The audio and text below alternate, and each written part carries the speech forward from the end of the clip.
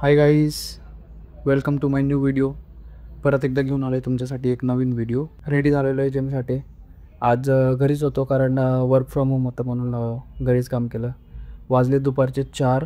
Plan करतो आहे की अप्पर बॉडी ट्रेन करायची. ॲक्च्युली बघायला गेलं तर आज माझे लेग्स डे होते, बट थोडंसं नीमध्ये पेन असल्यामुळं मी लेग्स मे बी उद्या ट्रेन करेल. तर आज अप्पर बॉडीचं ट्रेन करेल. मॅक्सिमम चेस्टचे 2 sets, shoulders and then arms. तर बघूया, दाखवतो तुम्हाला आज कसा वर्कआउट राहील. सुमितचा पण मेसेज आला होता जिमला येण्यासाठी, पण तो त्याला लवकर जाणार आहे आज.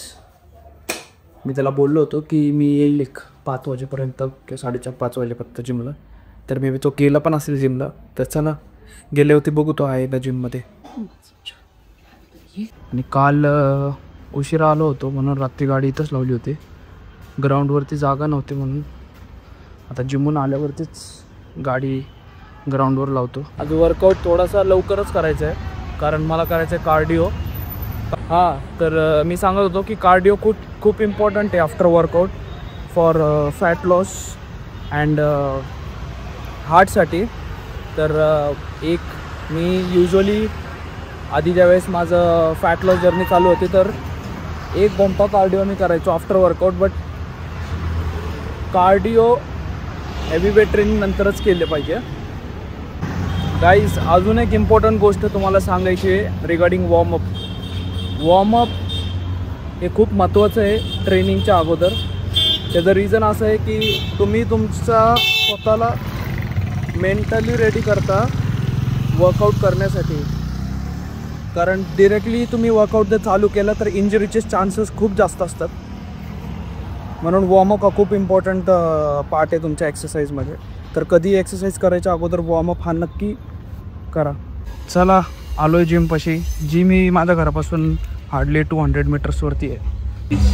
वेट दाखवतो आहे 73.65.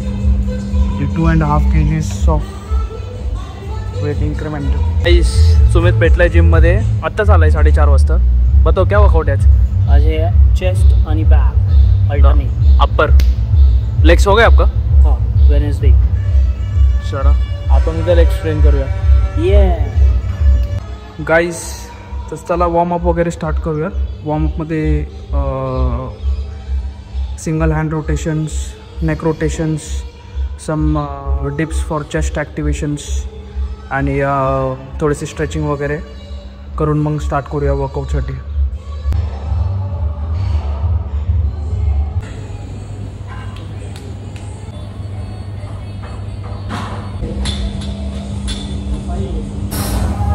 चेस्ट मारून झालेली आहे. 2 सेट चेस्ट मारलेत मी. त्याच्यामध्ये मारले मी इन्क्लाइन चेस्ट प्रेस आणि डिक्लाइन डंबल प्रेस. त्याच्यानंतर मी घेतले शोल्डरचे 2 सेट, शोल्डर ओव्हरहेड म्हणजे आर्नोल्ड प्रेस आणि साईड लॅटरल्स 4 सेट्स 10 रेपिटेशनची ईच. आणि आज 2 सुपर सेट होते बायसेप आणि ट्रायसेपचे. तर लास्ट सेट आता मारतो आहे. त्याच्यानंतर करायचं आहे की 1 आवर किंवा at least 40 minutes of incline cardio. Try करेल तुम्हाला वर्कआउट झाल्यावरती बॉडी कंडिशन दाखवायची.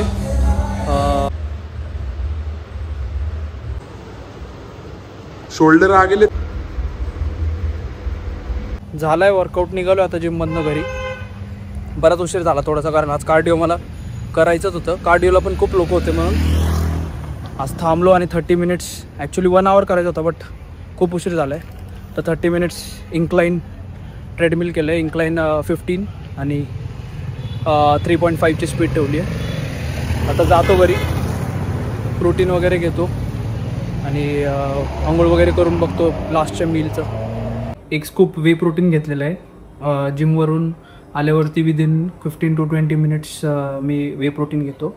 आणि त्यानंतर GNCचं creatine monohydrate, always good for your memory, brain strength and for athletic performance. So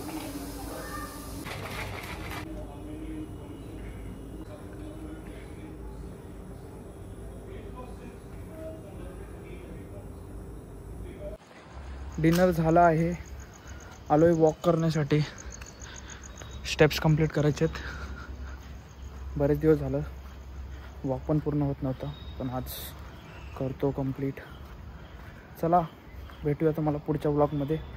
video जर आवडला असेल तर नक्की लाईक करा, शेअर करा, सबस्क्राईब करा आणि कमेंट करून नक्की सांगा. बाय.